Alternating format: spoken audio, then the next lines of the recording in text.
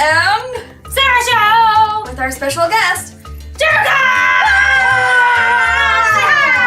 Hi! Thanks for joining the show, Jericho. I'm so glad you could be with us today. Thank you. We're very professional here. Yes.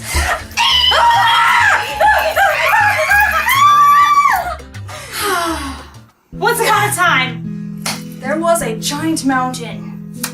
It was so large that it burnt. Burpalop Mountain was known by the world for its incredible belches and basement belches, also known as flatulence. This mountain felt really embarrassed. It burped and flatulated so often the air was filled with smog. People decided that it was time to change things. They needed to reinvent their mountain so that tourists would come to their lovely town once again.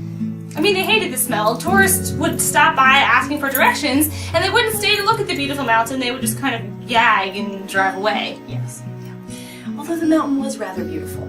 It had gorgeous flowers that smelled like fish, and beautiful trees that looked sort of like giant broccoli. Indeed, it was quite scenic. The streams flowing, the pelicans flying overhead, the unicorns trumpling, jogging through the bush. If only the smoggy smell smells less like smog and more like smiley babies.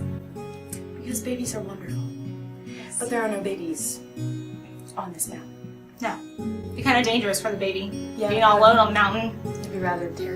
I mean, it might try to eat the things that smelled like fish, because, you know, that wouldn't be good. Babies eat weird things. They do. But there was one baby. The chosen baby. This baby was born in a far-off town called Falapamabalabagaba. And in Falapamabalabagaba, this poor little baby had a destiny involving said mountain. This baby was a genius baby, and it learned how to walk when it was just a month old, because it grew kind of quickly. The baby, whose name was Carlos. He was a Mexican baby, born to Chinese parents. CCC.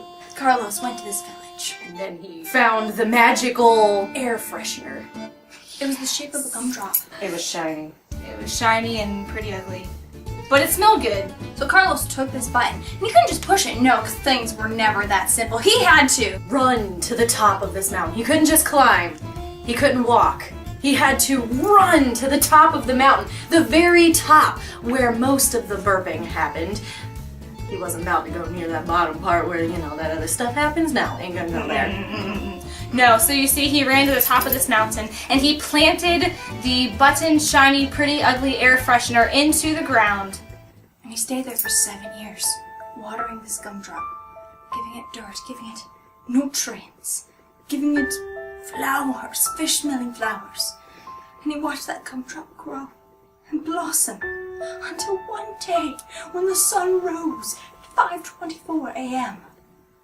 Carlos realized, I don't need to be on top of the mountain, and he left. He decided that it didn't matter how it smelled. It was still pretty. He went home. And the town changed. No longer was it a tourist location, but rather a postcard-making town. Instead of smelling the mountain, why not just take pictures of it and pretend it's awesome? They were very successful.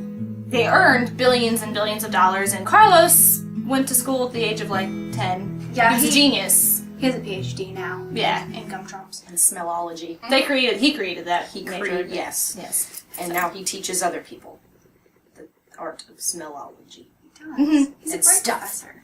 Yes. I took one class of his. Oh. Yeah. Did you? Was it good? Yes, I never knew smell was so intricately complex. Words. Well, we hope you've enjoyed the Rachel and Sarah show, plus Ajerica Plus Jericho. and Carlos, who teaches classes. He really does it. Okay, please don't search that on the internet. I don't know what you're on. Oh, goodness. No! No! Rachel! Stop it! Bad! Bye! Bye.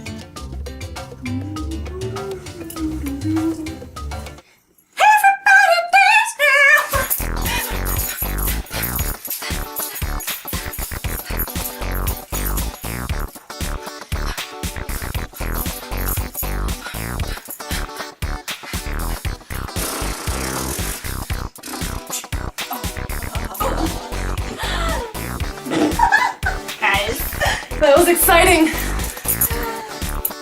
Woo! You're gonna watch this later and be like, what the?